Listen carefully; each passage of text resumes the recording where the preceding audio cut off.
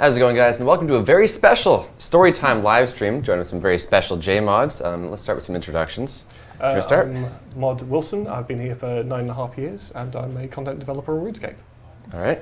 Hi, I'm Mod Noldor. I'm a technical QA engineer for RuneScape, and I've been here just shy of 11 years. Hi, I'm Ian Gower. I'm about as old school as it gets. I've been here pretty much forever. I've done graphics, content, game engine, everything really. I'm Mod Mark. I'm the design director for Jagex, and I've been here for 12 years. I had my 12th year anniversary last week. Hi, I'm Mod Ash. I've been here 10.5 years, and I'm currently a content developer on old school RuneScape. All right. And I'm Mod Archie. I've been here for about 4.5 months. What? Yeah. It's okay, I'm just hosting. All right. So pretty much the idea of this is to really just create a natural environment where we just tell funny stories about the past and the beginning days of RuneScape and what it was like when it first began and what it's like to see it develop into what it is now. So do we have anybody that wants to start? Well, in terms of where it began, I think we know where to start. Yes, effectively it began. It didn't quite begin in our parents' house because Andrew did some work for it when he was living in Cambridge just after university, but a lot of the original work was working out of our parents' kitchen, so sort of next to the washing machine and the tumble dryer. So to see it turn into something as big as it has is quite frankly ridiculous. But it's been a fantastic journey. Yeah. Loved it. For myself, I started. People sort of ask, "Oh, were you there at the start?" And for me, it's hard to put an exact, this was the start, because I was writing games with my brothers like throughout our childhood. We were writing board games, writing games on the Atari ST, and then we moved on to Java games. Yeah. My initial involvement with RuneScape was the graphics. The identikit for the player, the 3D modelling, the original RuneScape Classic logo that you've got over there, which I don't think is actually off shot. Yeah, it's just off shot. Sadly. Yeah, it's all right. It's the one the old school one uses. But you made loads of stuff, didn't you? What was it? Because we were talking the other day about the bear and the bat. So I did a lot of the original graphics, 2D graphics for RuneScape Classic. Also, my mum pitched in a few graphics for that as well. She was a very good painter, but she hadn't had a huge amount of experience with computer graphics up until that point. So I sort of showed her the ropes, and we were working with Paint Shop Pro because we could get it free on a cover disc on a magazine. Quality software. So that was where we worked back then. The original RuneScape logo was done in Extreme 3D, which is a 3D package you've never heard of, which was again on a computer magazine cover disc. We will never hear of it again. Probably not. So what was, if we can go in order, the very first thing, if you remember it, that you worked on? What, in terms of RuneScape or? The first RuneScape thing, I should say. First RuneScape. The oldest thing that is in RuneScape Classic, I think, is probably the sheep, because the sheep was also in Devious Mud. So the sheep was the first thing you made? For what we called RuneScape, obviously before that we made Devious Mud, and I made a player identikit for Devious Mud, which I had to make on an Atari ST in incredibly low colours. And for walking towards the camera, walking down the screen, we had a whole 1.5 frames of animation, which might sound a little bit strange. You had one frame of animation which was the left leg of the player forward.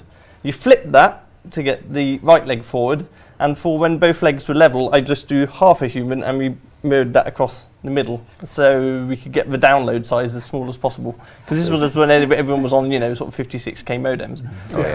If they were lucky. I think we had 33.6 at that point. Still over 28. Asking like years and years ago, sort of like when I was doing sort of competing back at GCSE level, hey, would it be possible to have sort of a game where loads of people could be playing it? And it's sort of like, no, this is sheer madness. You'd never be able to get anything like that, and which just goes to show how old we all are. Nice. For me, the first thing that I worked on, where I can say that some concepts of mine went into the game, would be big chompy bird hunting. Oh, nice. So I was working with a developer called Mod Titan at the time. He made a lot of the Mikey stuff and a lot of the early quest content that you see in RuneScape, Legends Guild, for example. Yep. and he was asked to write a quest that featured some sort of low-level ranging, and he decided to do a few more interesting things to do with ogres. Although the first time I appeared in the game was as an ogre called Og, which was made by Ian Taylor for his Watchtower quest, I think it was. Yep. And that was because he was needed to have a name for a loud, brash ogre. And I haven't been in the company for very long, but all these boys will tell you I'm far too loud. And so I was making a lot of noise in QA, and he decided to name the NPC after me. Interesting. Who would have thought? Since I was in the support team for a few months when I first joined the company and then moved through QA up to contents, I'd been in Jagex for quite a long time before I started doing any developing for the game. But my first project of any significance would be The Wise Old Man, I guess. Yep. That and Make X for cooking. But The Wise Old Man was a lot more interesting, and I think I had a lot more fun doing it. Especially when Paul Gower, looking at it, said, "Is there a reason he's got a telescope that's pointing at the bank?" And there wasn't. It was just where his window was and where the telescope had been put. But then we thought there should be a reason he's got a telescope pointing at the bank. Like he's going to rob the bank. So a few months later, I had a chat with Mark and he let me do it. It's amazing, actually, particularly with Ash's stuff. I had to really shake Ash and encourage him to do more story stuff because you weren't really convinced that it was any good and you couldn't really imagine that players would have any fun with it. We got professionals for that. Yeah, but that's the kind of joy of Jagex, actually, is anyone who shows a spark of being able to do something quite cool gets the opportunity to do stuff. I mean, I started in customer support and then QA and moved and went through the kind of the same jobs that Ash did. And I think it's cool, really, that we're in a company where we get to do these things without necessarily having the right degrees or those kind of things to support it. I've still never studied computing. But yeah, really, honestly, with all of the Wise Old Man quests, I really had to say, come on, Ash, I want more content, and encouraging him to be even more absurd with things like My Arm's Big Adventure, which is still one of my favourite bits of content, but anyway. Yes. Wise Old Man has turned into the most epic, probably NPC of all time, in my opinion. I think one of my so. personal favourites. Yeah. That's some stuff with Jas, but... Who would have thought? Yes. I think the only thing I've had directly go into the game as something that I've mentioned was the this is not a dating site in the quick chat. That's about it, really. Yes, you can blame me for that. Yeah. From my end, it was actually Olaf. Because Olaf part 1 was what I did during my sort of like practical trial. That's right, yeah. Yeah, sort of like after, sort of like in terms of the first thing that got released, I think it was Skippy and the fish bowls. Yes. And of course the pet fish in the fish bowls. And then it was, shortly after that, it was not Trouble Brewing. One before. Rum Deal? Rum Deal, that's it. Rum Deal and the trick-or-treating zombie Halloween thing. I found graphics for those in our archive not long ago. What's that, sorry? I found those graphics still knocking about in our archive. Yeah, the trick-or-treat ones, yeah. For the zombies that fall apart when you say enough rude things about their mothers or whatever it was. Yes. Because we had to kind of improvise that at the last moment, because I remember Andrew sort of like came in and sort of just said, okay, can we maybe tone it down a bit? Because I think it was a bit too rude, what you were saying to them. Rude or scary, sort of like stuff. And then we had to kind of tone it down, sort of like right on the day. That happened a few times. Yeah. We were kind of making last-minute adjustments based on last-minute feedback. Yep. It's really kind of flying by the seat of my pants sometimes. Sometimes it was quite embarrassing, like the random event with that Sebastian No, the fastest gnome, which had got through... The idea was a random event where you were kidnapped and forced to race against a gnome in an actual agility course. Yes. And the graphics guys made this beautiful Olympic stadium with obstacles everywhere that he would just skip because he was a cheating little git. Yeah. And it got through graphics development testing, and just before I was about to build it into the release build for that week, I said, well, how is it an anti-bot feature? Because it's the same every time. A bot could do it better than a human. And we all said, oh yeah. And we never launched it. Yeah. So it got this close to coming out, and you were the final say to say, this is actually kind of pointless? I had no official say. I was just asking what it was for, and the answer wasn't very good. Sometimes we can have so much fun in development that we kind of forget what our primary objective was to launch the project in the first place. I think that's a really good example. We were doing something to combat bots, and it didn't really do it. Yeah.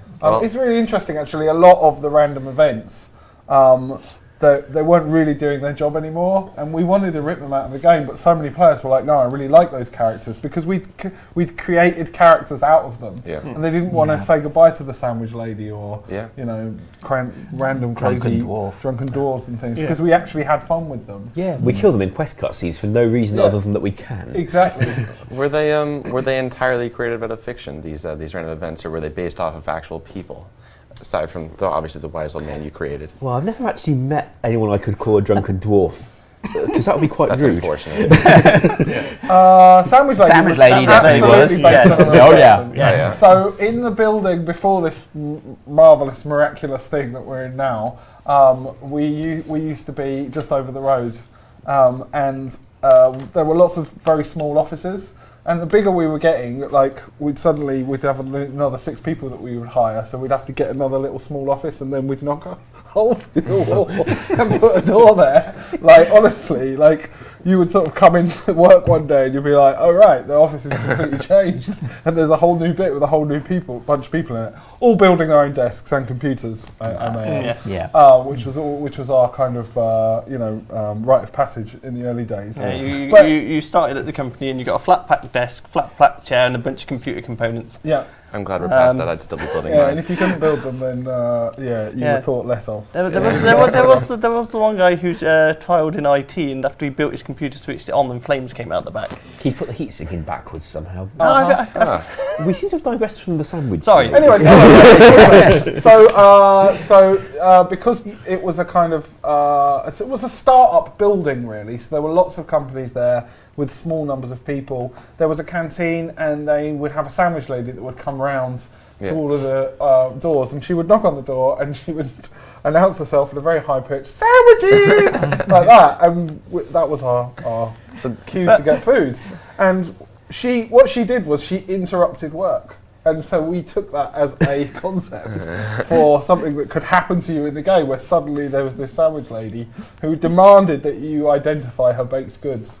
And it was entirely based, the model, the character, the stuff that she was dressed in. The baguette? Yeah, The baguette. The way it worked was she went around the building in a certain order, and we at one point we were right at the start of her delivery route. Yes, and there was you had a good choice of different fillings. Later on, we moved to a different office, and we were right at the end of her delivery route, and about the only thing left would be like, I don't know, cucumber and cress sandwiches or something. Yeah. So if you asked her about any of the fillings which weren't there, you got.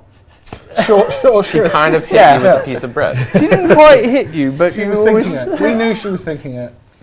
She was a very angry lady. So, don't go for a sandwich which isn't appropriate. Did she ever find out? Do you think she? We told her that she was in the game. Yeah, and there's been quite a few people over the years that we've added to the game, like friends or like friends of the game. The baker from the north, I think, there was a guy from North's Bakery who used to come and sell pies outside our office every day, so the pie man in the Cook's Guild is a baker from the north. Okay. Yep. It's nothing to do with Majorat at all.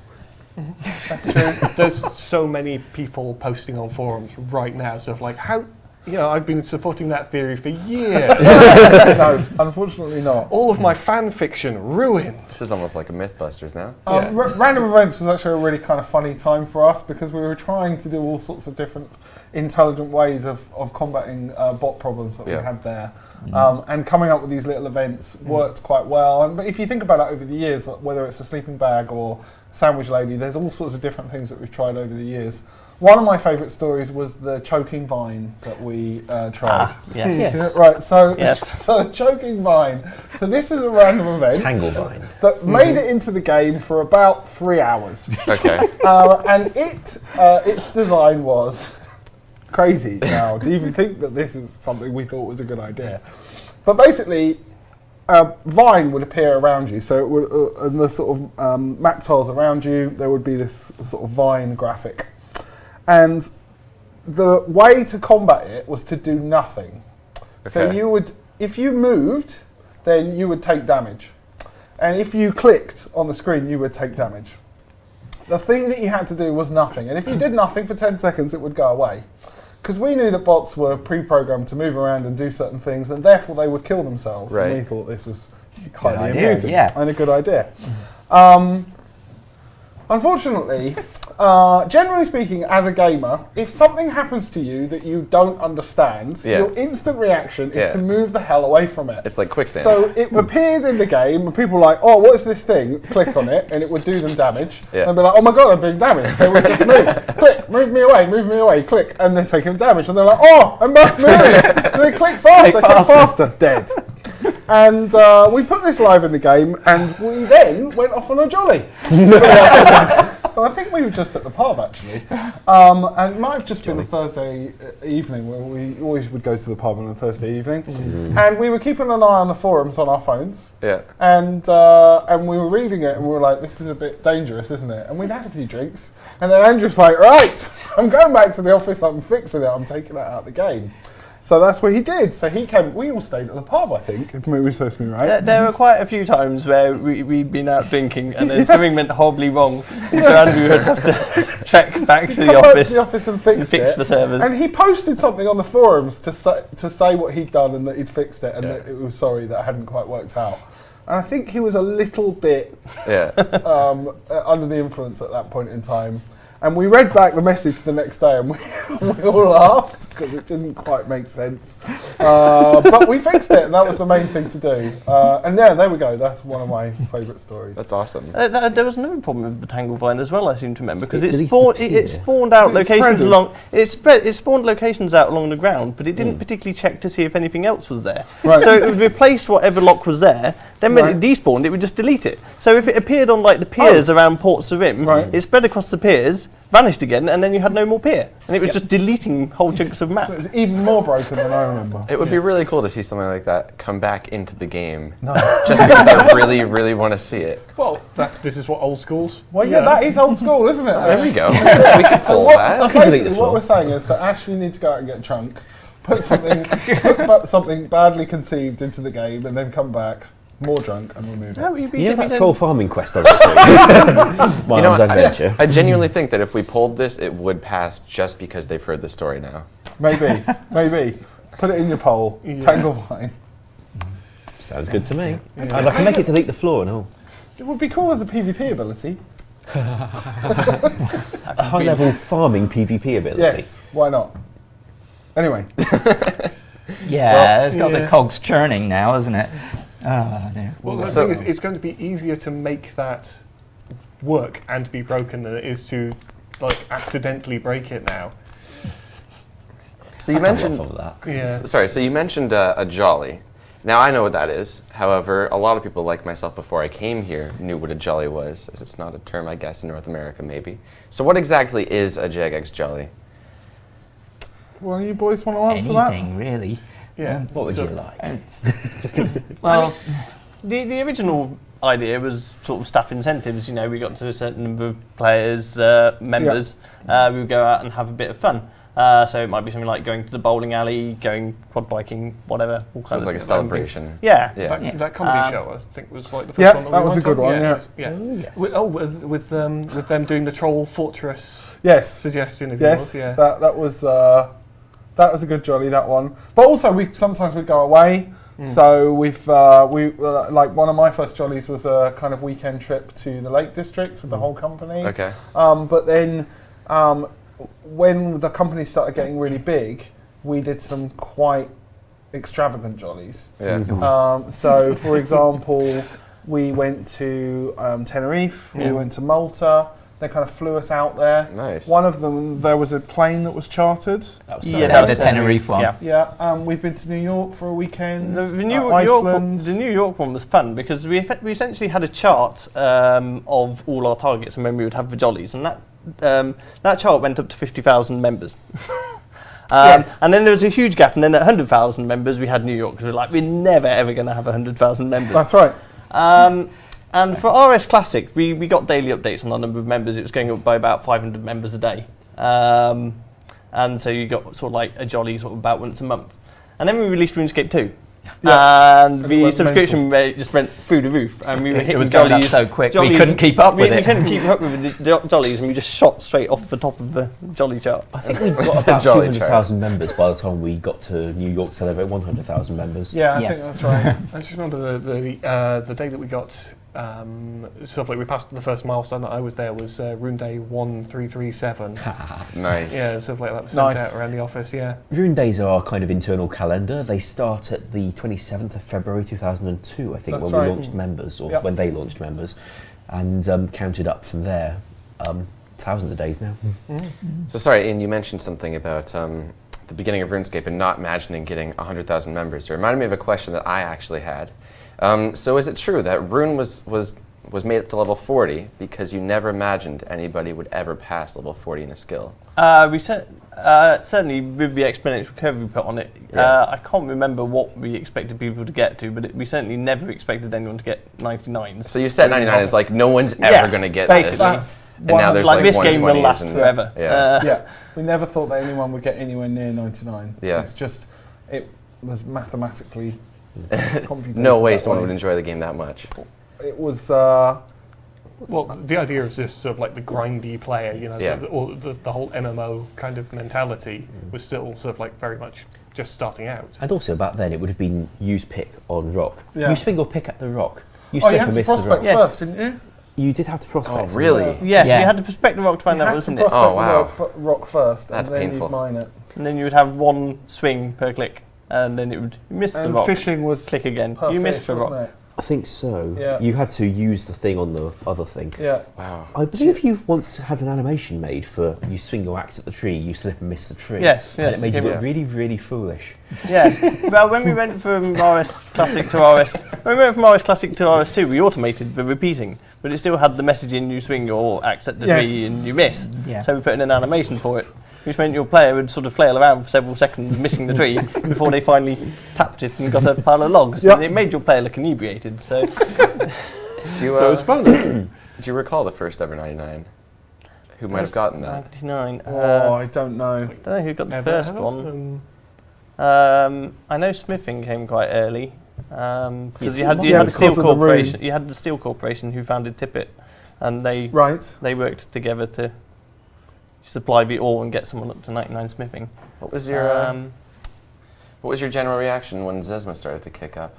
Zezima, however you'd like to say him.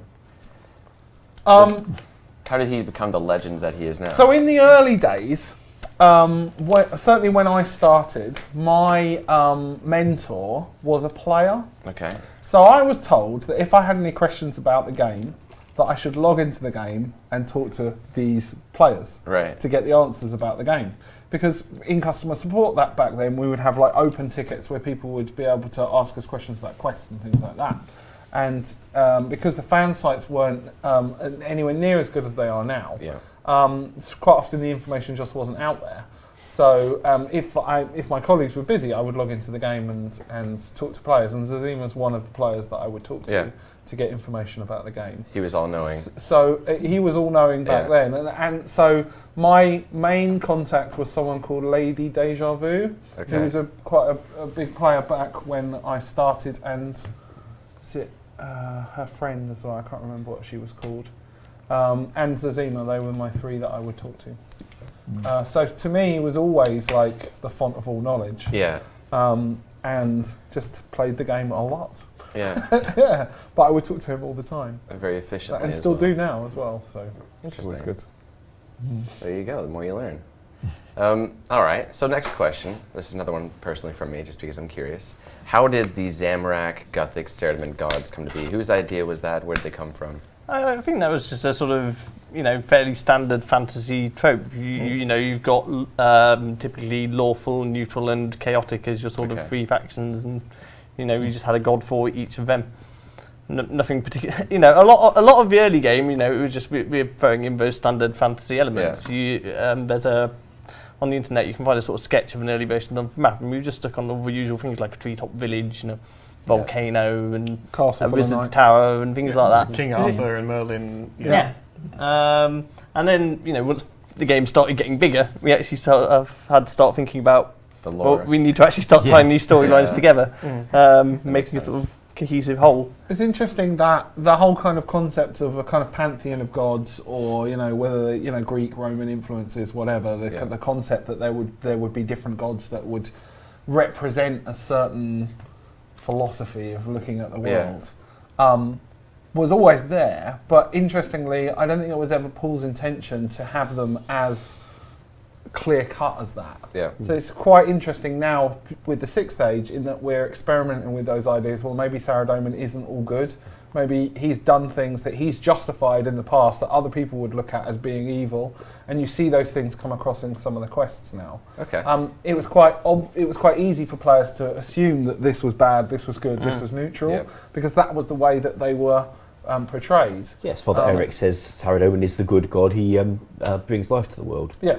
That's what you meet in Lumbridge. It's all the lore you get. Yeah, exactly. So it's quite cool that there's still storylines that we're doing now, which were originally conceived back in the day by Paul. That's we really just cool. never got around to doing it because there were always other things that we wanted to do. I don't imagine that story will ever end. No. It's probably just going to be ongoing forever. That's right. Yeah, well, we've got, a Zamorak quest this month. So There you go. All right. I'll just grab my next question. Actually, you know what? Another personal one, sorry, before we get into these. All right. How did the 9 HP accounts come to be? I'm curious about those. That was just the conversion over from Classic to RS2. Yeah. Okay. Is it because the XP formula was slightly different? So an account with a certain amount of XP would end up with a slightly different level as a result? I think that accounts that were created before a certain point had a default amount of hit point XP. And then we realised that it was a really weird number that was kind of like a few points off being level 10. Okay. And so it just got rounded to level 10. But it meant that accounts that were created before that date still had, I think it was like 1,000 hit XP or something. I can't that quite. Would do it. About 1,000, yeah. It was like, and then we said, all right, we'll just add a few more to make it level 10. But then suddenly you're creating these rare. Yeah, I was going to say. Level 9 accounts, although they're not as cool as the rare bearded lady accounts, though. I thought they were far cooler back in the early day. There's some dialogue written specifically in case you're on one of those accounts where you talk to the quest NPC. That's right. Like the dude, Lubufu, the fisherman by Brimhaven Docks. He's got dialogue. One of the questions is, do you meet many people here? And he says, I was recently talking to a young man called Zezima, or a young woman called Lady Deja Vu, and he's got an option for if it was one of these accounts.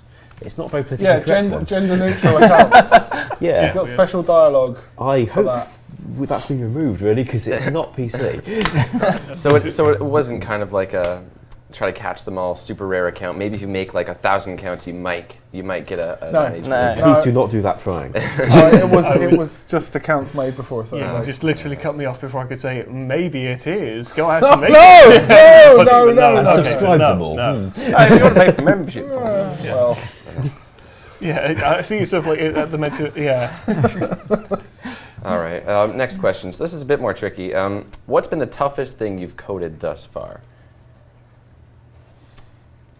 Any takers? I would say sort of like when we started doing it, summoning was very tricky to code. I mean, I'd still say it could probably contend quite well in a punch up with dungeoneering as still being one of our most complicated and skills, simply because it's so far-reaching. Right. In dungeoneering, you do everything you can do in game, but you do it in a very self-contained area, whereas summoning was everywhere.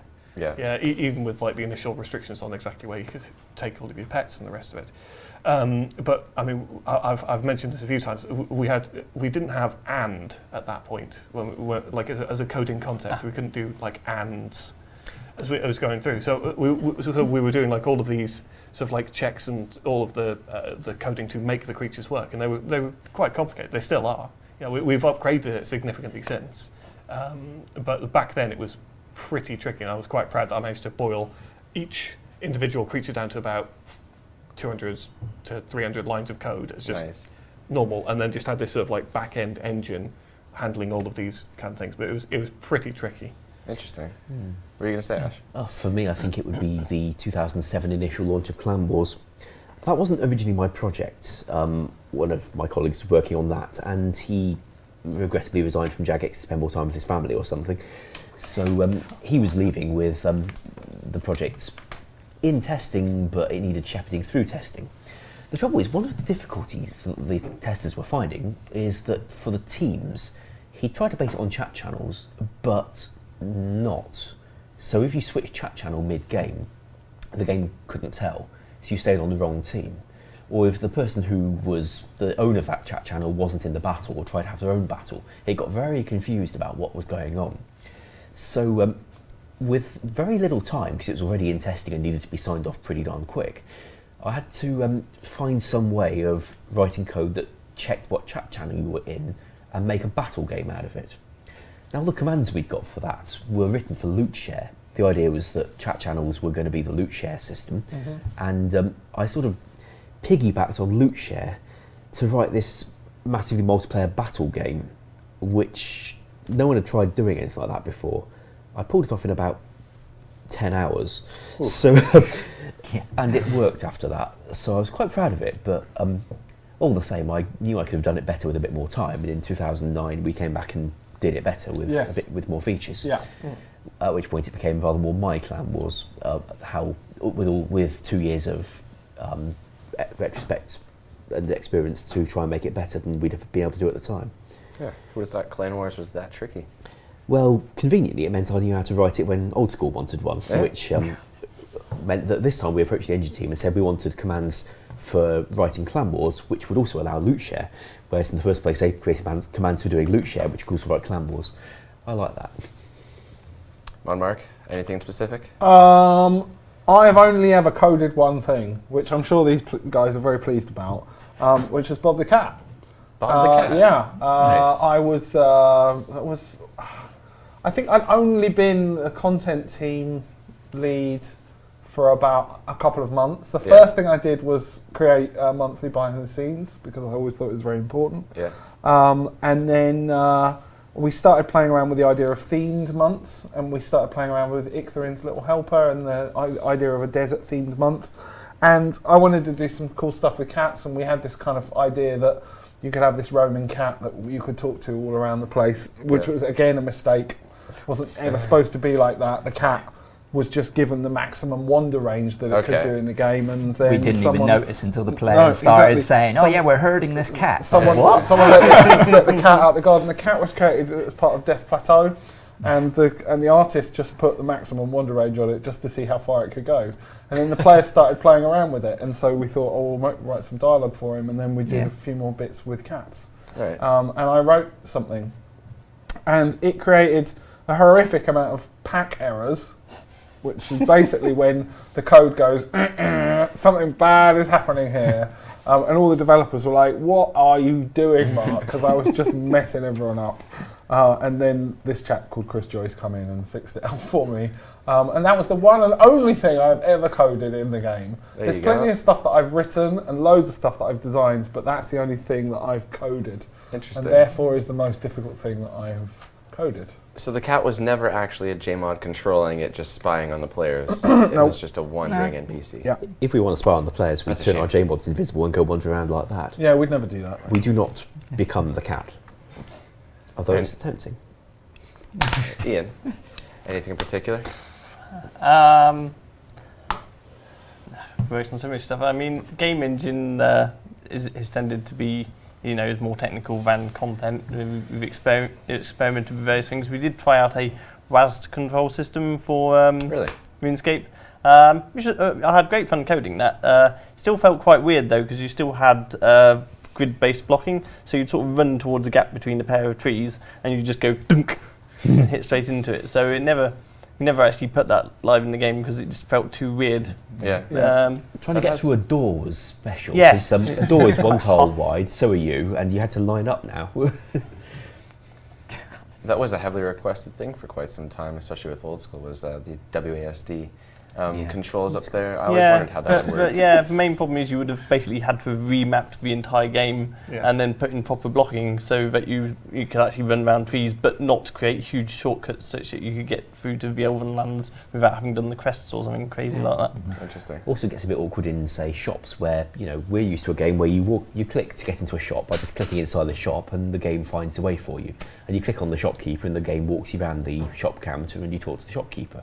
With WASD controls, you'd actually have to remember where the door was, navigate to it, bounce off the walls a few times until you managed to fit yourself through the door, and then walk around the counter, bouncing off the walls all the way until you got near the shopkeeper. And then the shopkeeper would move around the other side. And you'd be 'Cause he like, can where's he navigate. gone? Because he can navigate just fine. So you end up with these lovely little do-si-dos around Sounds fun. shelves. Yeah. Fortunately, I haven't really coded anything into the game because I'm just purely QA. Yeah. But I mean, I have written a load of code because I test the engine. Basically, Right. I try and make sure all the commands working before the content guys get to look at it. But yeah, I haven't made the players suffer, fortunately, with any of my content. That's all right. All right, next question. Let's bring it up. So, all right, this is a good one for anybody interested in pursuing a possible job like yourselves. From True Rocks, and he asks, did you go to college/university? If so, what for, and how did it bring you here? Well, I did go to university, and it did bring me here because I was kind of drinking in the same bar as this guy called Andrew, who kept talking about some RuneScape thing for which he was writing members, whatever that meant, and his mates told me it was this silly thing he'd put on the internet where people click on rocks all day. And so I went home and read the whole website, like all 20 pages of it or whatever it was in those days. Thought, I've got to get me some of that. Created an account and started playing. Some of them rocks. Yeah, and I started clicking on them rocks. I chose to be a miner in the class system we had back It's then. a game, but it's on the internet. Yeah, and I'd got internet in Halls of Residence, so I could try this thing. Never really went into games before that. So yeah, that's how university led me to Jagex. I spent probably too much a third and fourth year studying RuneScape, and it's still been in very good stead for my eventual career. What was your subject that you were studying? Materials science at the University of Cambridge. All right. Mark? So I didn't go to university. Okay. When I was applying for universities, and a job came up at Dungeons and Dragons, which is what I mean. Without Dungeons and Dragons, probably none of this would exist. Because certainly We certainly these played boys a lot got of Dungeons and massively Dragons in our inspired by it childhood. when they were kids. And so I said, no, I'm not going to go to university. I'm going to go and get my dream job ever. And I went and worked for Dungeons and Dragons. So did a lot of event organising and things like that. And then slowly started getting involved in the craft of games design. So they were playing around with this. There were a lot of collectible card games out at the time. And Dungeons and Dragons had tried to do it with something called Spellfire, which didn't really work very well. Okay. And then they created something called Dragon Dice, which was a collectible dice game. And I got involved with giving some feedback on a couple of ideas that they'd had. And then we started getting involved in little bits of games design. And then started a company where we were doing event organisations and writing events for people. And so it was another sort of games design. Yeah. And then I wasn't making any money doing that, so I went off and did horrible corporate and salesy type things. Oh, fun. And then when the opportunity at Jagex came up, I was like, I'd quite like to get back in the games industry. Yeah. And it was amazing to me how many skills that I'd learnt before about games design and about the theory of how you approach games design that were valid here. Yeah. And I think it would be fair to say, when I started, there were no concept of design documents or QA test plans or actually just thinking, what do we want to be doing in a year's time? No one really thought like that because everyone was still just so surprised that we were making money and we were making games. There wasn't any of that kind of structure, which I hope helps designers and developers to actually get the most out of their time and actually put their own creativity in a game. So, Interesting. sorry, long answer, but It's all right. I didn't go to university, but I got all my experience making games outside of computers. Fascinating story. Ian? This should be Obviously, I was working here before I went to university. Well, not here, but working on Jagex branded games Yeah. before going to university. I did go to university, but sort of intermingling the two things. Studied computer science at Cambridge, but I already had a job lined up for when I left, effectively. Andrew actually went to Cambridge sort of 5 years before me, and I saw him go there, and I was kind of like, I'm going to Cambridge. I'm not going to have him do better than me. Always healthy competition between the Gower brothers, let me tell you. Oh yeah. Yeah. So yeah, I was definitely going to do it. I had a great time at university. Made a lot of lifelong friends. So wouldn't change that. Interesting. Sorry, go ahead. How many hours do you think in your spare time you were working? Because it's got to be tough doing university and working on RuneScape in your spare time. Well, it was mostly during the holidays that I would come back here to work on the game. Officially, the university has a rule of not doing a part-time job actually during the term times. But I came back each summer and each winter. So sort of summer of 2002, we had the big push when we were converting from RS Classic to RS2. So I converted a lot of the skills from RS Classic to RS2 during that period. Interesting. All right. Noldor? Well, I didn't do any further education or anything like that. In fact, actually, I don't even think I did ICT at school. Listing all the stuff I've done before I've come here would be way too much, but basically I've always had a sort of testing experience. The IT job I had before I moved to Jagex it was testing software, desktop software, and then we started getting into games and things like that. I was actually I believe the first externally recruited QA person in the company. Correct. Yeah. Yeah. You're the first person we hired to actually test. Yeah. Everyone else became a tester. And then stopped being one again.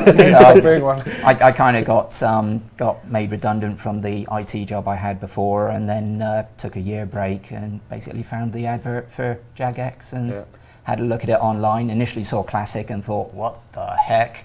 And then saw RS2 and thought, actually, this could go places. Yeah. This could be really good. And interesting. Applied and got the job.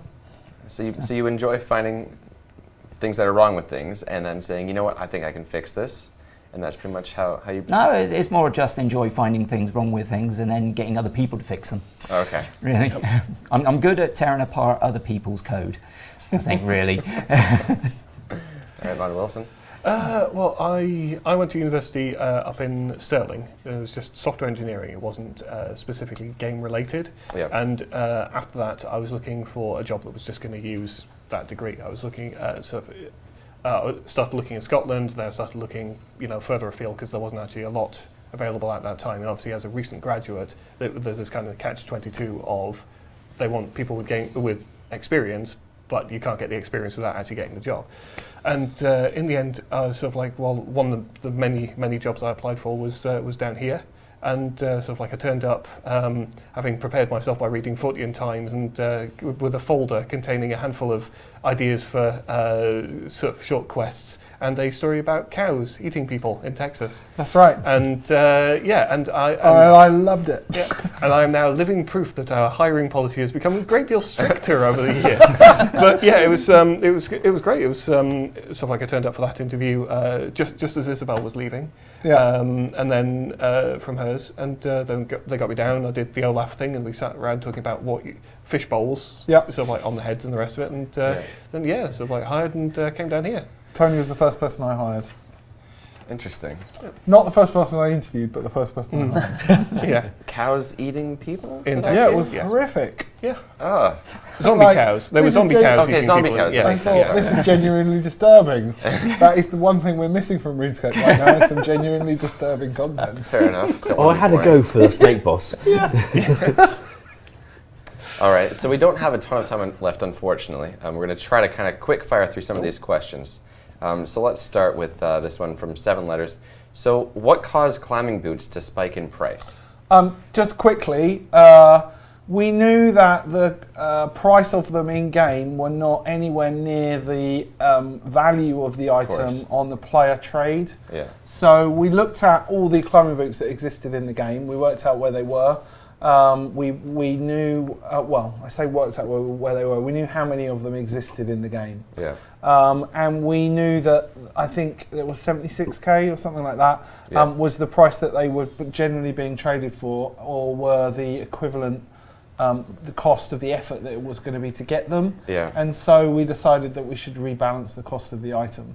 The downside of that unfortunately, was that some players benefited from the change more than others. Interestingly, it was only a couple of accounts that were kind of where there were a lot more climbing boots there than average. Most people just had 1 or 2 on their accounts. I only had 2. Yeah, exactly. Damn. But it was never any kind of like dodginess going on in terms of like making people millionaires overnight. Yeah. Like we didn't know which accounts had the boots. We knew how many of them existed in the game. We knew what we were doing to the economy, and generally it was the right thing to do. Yep. It was just unfortunate that players looked at it because there were 1 or 2 extreme examples that were different for everybody else, and they were focused on. And that is quite often the case with a lot of things that go slightly wrong. There are 1 or 2 extreme examples of something going a bit wrong, and that tends to be what the focus is on. Actually, as an overall product, it was the right thing to do. Yeah, I'd say they were slightly undermined at whatever they were, 250 GP each or whatever. Yeah. Just slightly. But all right, next question. This one's from Ed Hicks, and he asks, what's your favorite update that's come to the game that you've been a part of? You start going around, Ash? The Clan Citadel battlefield. I'm very proud of that. It's not often seen on account of it's on Clan Citadels, so people aren't into clans, don't always see it. But I've tried to write a map editor so you could draw your own battlefield and set your own rules. I did it. I'm very pleased with that, and I would love to get something like that in old school. All right. Dungeoneering. Yeah, definitely. Obviously, most of them bits of skills and interfaces is sort of less player facing. The obvious biggest piece of single content I did was the hunter skill. Hunter. Is that what you're most proud of? What am I most proud of? I'd say it's probably what you're most known for. Either that or the logo. Yeah, the original logo is probably the thing which has been seen the most. Yeah. The party hat is probably the most coveted of all the things I've drawn. A lot of people like Hunter, though. Yeah. Speaking of which, that is a chin chomp on the table. Yes. Anyways. His name is Magnus. Next. Monkey Madness. Oh, interesting. I think. Mostly because it was just a huge amount of fun to QA it, to test it. When I first started testing it, the developer had the mind of, we're going to make this the most difficult thing in the game. Yeah. Even on my testing account, I would last 5 minutes. Those caverns underneath the island, it's like you got poisoned, you got hit, you had rocks land on you. I didn't even have time to basically give myself extra healing. It was like, bang, you're dead. And a spike hits you from the wall. Yeah, so it was a case of, I think we need to tone this down a little bit. Yeah. I would say the OMG quest rework, including Let Them Eat Pie. I mean, it's sort of like, as a whole, simply because it was so huge, it was like 3 quest rewrites and a new quest. Yeah. You know, sort of like getting it out all in one big go was like this big thing. And obviously, I've seen a lot of Let's Plays of Let Them Eat Pie and the horrible noises on that. And that's just, it just amuses me. All right. Yeah, I think just a quick interjection. One update, actually, I think which went down very well was in about 2003. I'd been writing this thing in my free time. And we had a hole in the release schedule. There was something supposed to be released that week. And at the last second, there was a sort of panic of it wasn't going to be ready. What else can we launch this week? And I turned around to I think it was Paul at the time, and said, I've got these things where you can see all the level advancement in game by clicking on a skill, and I've also changed all these interfaces. I've added this feature where you can select make X and sort of make 28 of an item all in one go. And that was just something I'd sort of coded because I thought it would make life a little bit more pleasant and less RSI inducing.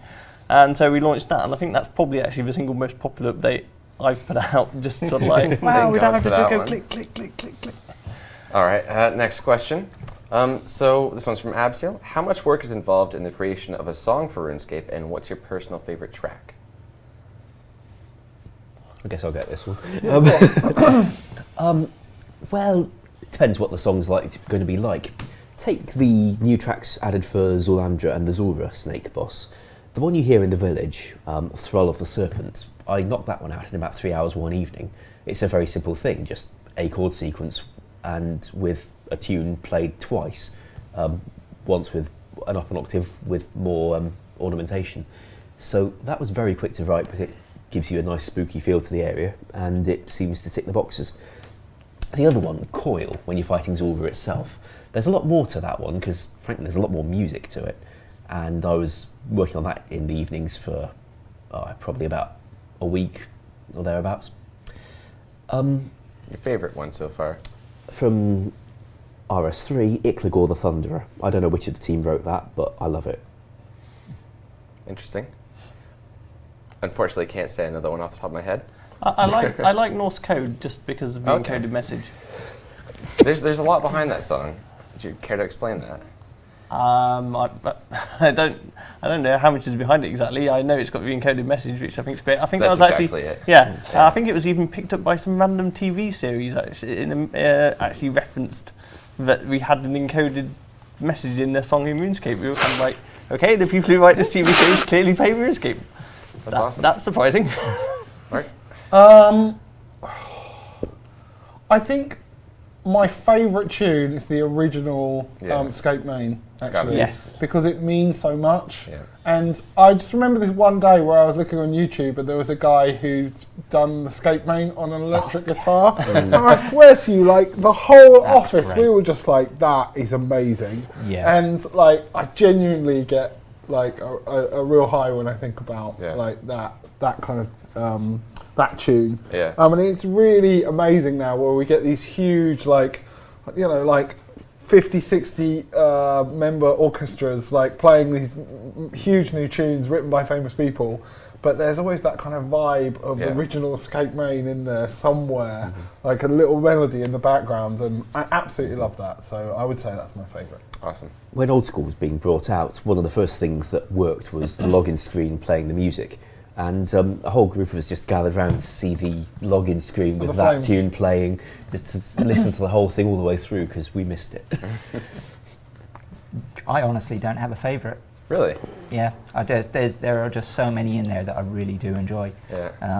I mean, the ones associated with Ape Atoll, where you've got the monkeys chirping away, you know, yeah, and a lot of the newer stuff as well, where we've done the orchestra. So, seriously, can't pick. Fair enough. For me, it comes down to kind of a coin toss. I mean, sort of like all of the older stuff and the reworked version of the older stuff, like the reworked version of the themes and the other ones that we've gone back and kind of revisited, I like. But I still just like the two more lyrical ones where we've got the Glutton for Nourishment and the Death's House theme from the last Halloween event. Okay. So it's a coin toss between those two, basically. Yeah, you know, now that I think about it, sorry, personally, I think I really like the one that we had for this last Christmas event with Old School. I forget the name of that song. Django's Little Helpers. Was that the name of the one that was playing in Varrock? Oh, in Varrock. Don't know what was playing there. It was one of the Christmas tunes. I forget the name of it. Mary. I would also have special mention for the cathedral. What's the cathedral one we did? The one on the edge of the desert. Oh, the St. Etheldred's Abbey. Yes, the One Piercing Note. One Piercing Note. Because that was the first. Because my objective for that was to say, I want us to write a piece of content where players feel compelled to turn their music on. And so we went absolutely full out on that with all the voice acting and some crazy, crazy songs that were written. Yeah. And that I would say would come a close second, but it doesn't quite have the nostalgic appeal. Yeah, I can see that. All right, we've got a lot of questions left, but we don't have a ton of time, so let's try to make these quick. So what happened to the life rune? What exactly was the life rune? Life rune, as you'd expect, it was the sort of counterpart to the death rune. I don't think we ever specifically had any plans for what it was going to be used for, but there was room for expansion. Never got used. Yeah. No potential it'll ever make its way to the game. I'm sure it can do. Yeah. If we can. Yeah. I kind of feel like I want to do some more stuff with Soul Rune first. Okay. Yeah. All right. Next question. If anything. Why was the rotten potato chosen to be the JMod tool? Well, Mod Martin B was launching farming. Nice table, this. And around that point, we were aware that players could look through the code of the client and find out names and descriptions of all the items in it. So when we realised we needed a sort of helper object that we could click on to accelerate growth cycles, get the farming crops into whatever state we needed for testing in the live game, we needed an item that JMods could give themselves and do testing with, but we knew that players would be able to see what it was called. So we gave it a nice innocuous name, Rotten Potato.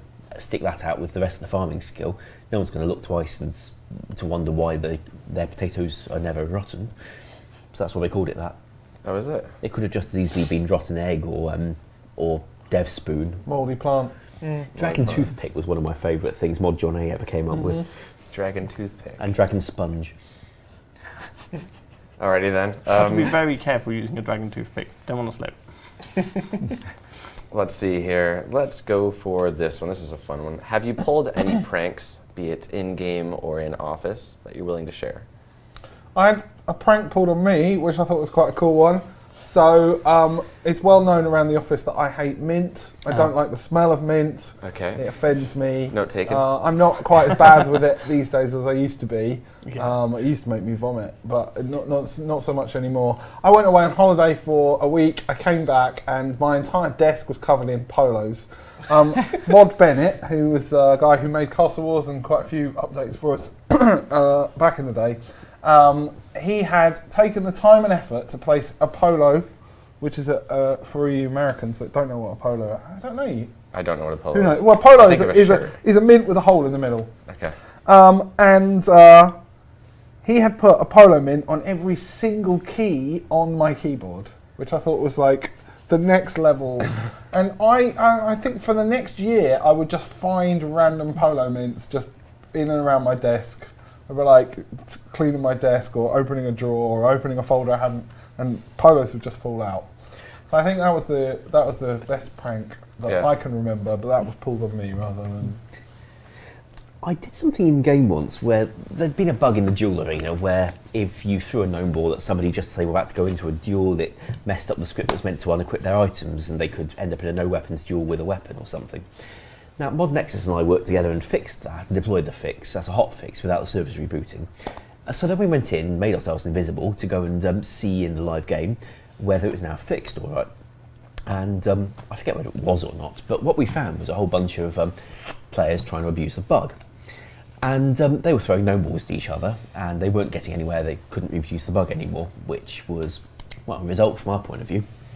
So once we were satisfied that we weren't going to learn anything more from them, we started throwing gnome balls at them from our invisible J-mods.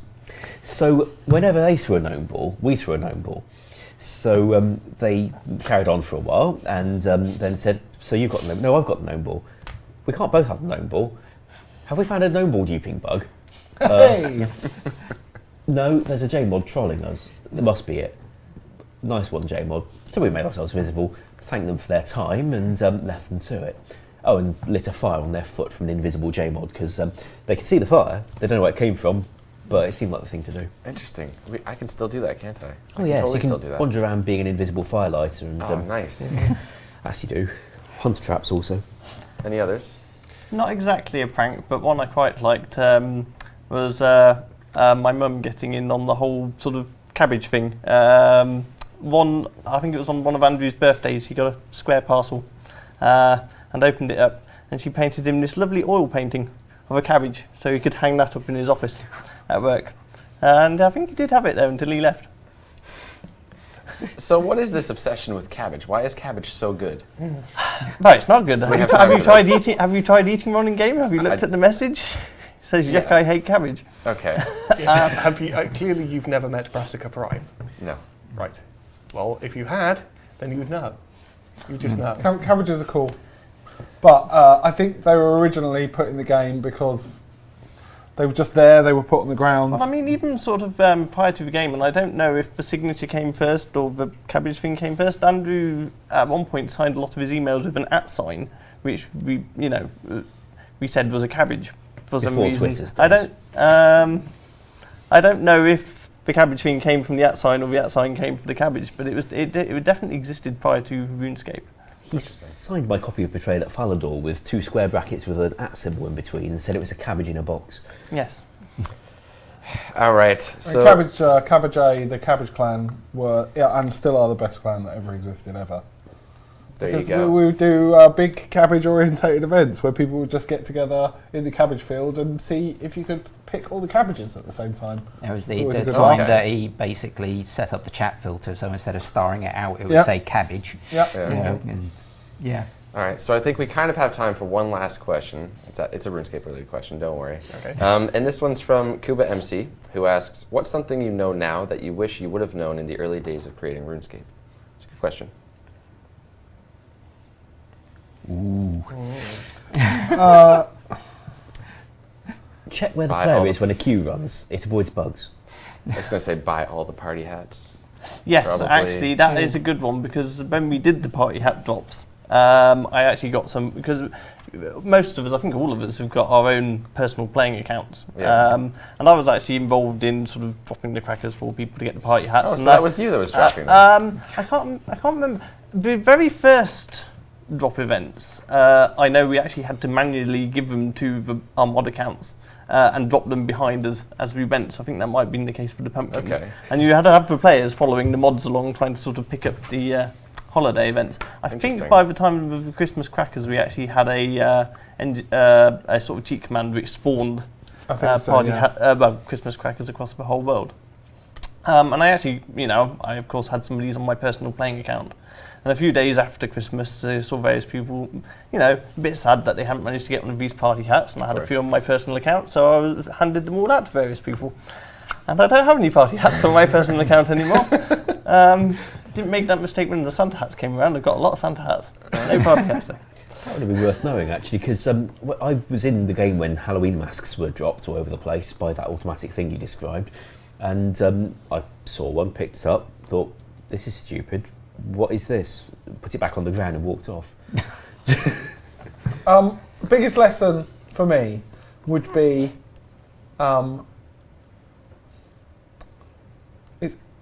it's important to make sure that what you've got is working before you add something new. Yeah. There's so long that we've made the game where we've always been looking forwards. For such a long time, we're like, update this week, and we just didn't have the time or actually the desire to look at what we already had, because we were always focused on what was coming out in the next update. And I think it was probably about 5 or 6 years ago we actually realised that we should stop doing that and we should focus on making sure the stuff we've got works. Yeah. That is one of the reasons why we've got such a massive game which is full of things that just don't work, because we just took too long to get to a point where we realised that was a problem. Yeah. I know that sounds incredibly daft, but it's because we're always focused on what's the new shiny thing that we're doing. Of course. And we spend so much more time now looking at what already exists and making that function. Yeah. Things like the Ninja Team is a perfect example of that for us in RS3. But also just the way that the old school team work as well, like very focused on making sure the stuff that's there works in the way that it should. And if we hadn't spent such a long time before we realised that we really should be doing that, then we wouldn't have so many weird things in the game right now that we probably will never get to fix. Yeah. Well, unfortunately, it seems it kind of gets to the point where there are so many really, really good ideas, but you'll never have time to put all those in game. That's right, yeah. So I believe we've run out of time, as I don't want to keep you guys here too long. So we'll thank all of our participants very much for tuning in. Mod Ash, Mod Mark, Ian Gower, Mod Noldor, Mod Wilson, and myself, Mod Archie. So thank you guys for watching. Be sure to give the stream a follow if you enjoyed. And we just might do another one of these in the future. We'll have to see. Yeah, up for that. Thanks for watching, guys. Bye. Bye.